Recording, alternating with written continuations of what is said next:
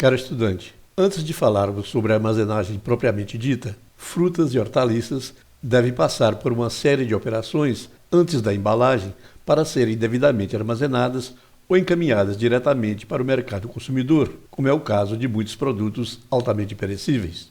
As operações de pré-armazenagem são fundamentais para a melhor colocação do produto no mercado consumidor e também para a redução de perdas. Para produtos que serão minimamente processados, a limpeza e lavagem são muitas vezes os únicos tratamentos de preservação aplicadas às frutas e vegetais crus.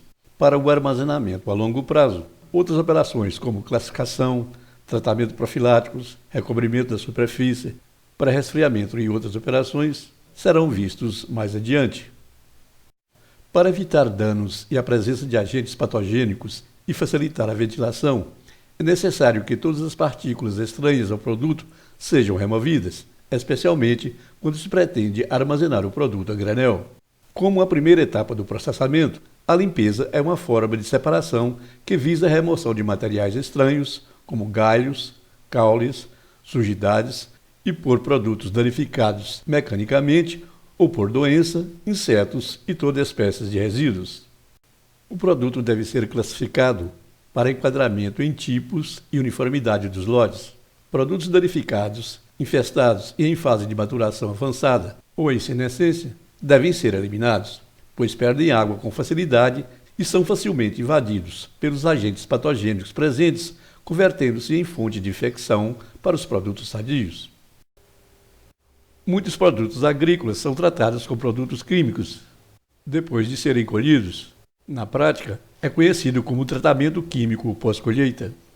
Isso se deve ao fato de que a maioria das perdas pós-colheita é resultado da invasão e decomposição do produto por micro-organismos. Os danos físicos devido ao manejo inadequado predispõem o produto ao ataque de agentes patogênicos, dentre os quais, ordinariamente, os fungos são os principais. O controle é possível mediante a aplicação de fungicida em doses não fitotóxicas. Para um resultado satisfatório, é essencial que os produtos químicos sejam rigorosamente selecionados e aprovados antes de serem usados após a colheita, e que sua aplicação siga rigorosamente as instruções do fabricante e seja orientada por um técnico especializado. Para alguns mercados, é comum aplicar recobrimentos superficiais, especialmente a cera, a certas frutas e hortaliças, como por exemplo pepino, tomate, pimentão, maçã, abacate e citros, a fim de reduzir a perda de água e melhorar a aparência da superfície. A quantidade de cera aplicada é muito pequena e destina-se principalmente a substituir a própria cera natural do produto, que foi retirado durante a limpeza e lavagem. Geralmente de origem vegetal, essas ceras podem servir também como um meio para incorporar fungicidas.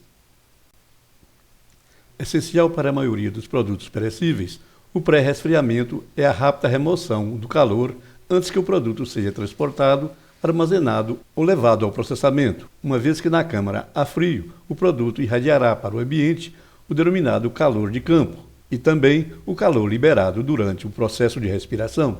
Assim, enquanto o produto não tiver a temperatura ótima de armazenamento, a respiração não será controlada, a perda de água se elevará e o tempo máximo de armazenamento será diminuído.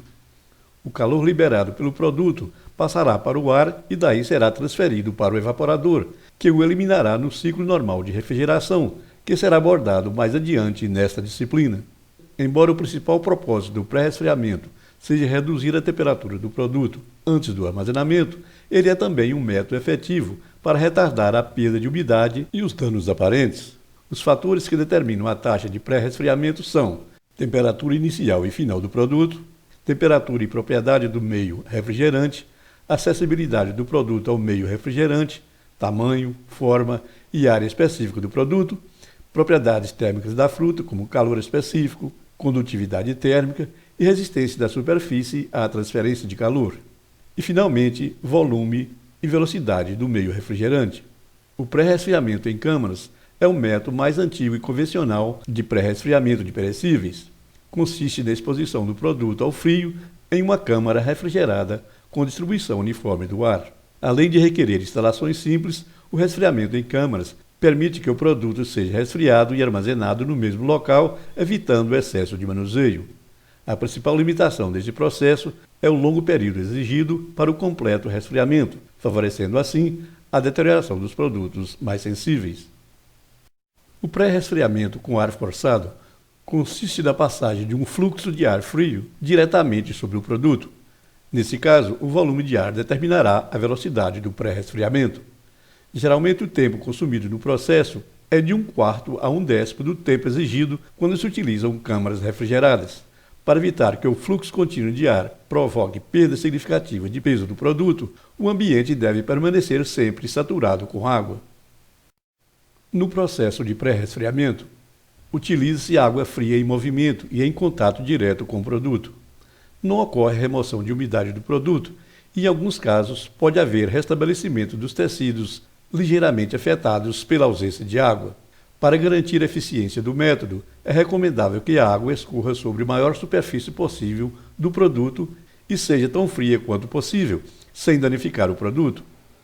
O pré-resfriamento com água pode ser feito também por imersão, mas apresenta menos eficiência do que por aspersão, devido à dificuldade em manter o movimento adequado da água e do produto.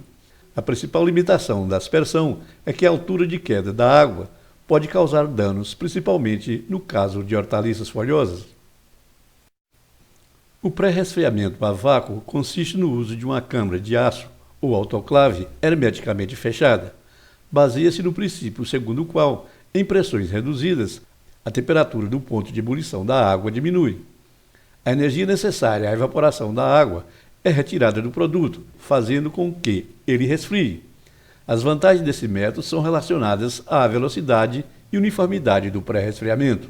Entretanto, é recomendado apenas para produtos que apresentam grande relação entre a superfície e a massa, como alface, couve ou similares. Para minimizar ou mesmo eliminar o problema da perda de peso, recomenda-se o umedecimento do produto antes ou durante o processo de pré-resfriamento. O método de embalagem no gelo limita-se aos produtos que requerem um resfriamento rápido e toleram contato direto com o gelo. Suas principais limitações são o alto custo das embalagens à prova d'água para o transporte e a redução do peso líquido do produto por embalagem. A cobertura com gelo é usualmente utilizada para suplementar a refrigeração mecânica dos veículos de transporte. Esse método consiste em colocar uma camada de gelo finamente moída sobre a carga. Os refrigeradores mecânicos são especificados em toneladas de refrigeração por dia. Uma tonelada de refrigeração significa a quantidade de calor requerido para derreter uma tonelada de gelo a 0 graus Celsius e equivale a 72.580 quilocalorias, ou 303.823 kJ, ou ainda 288.000 BTUs.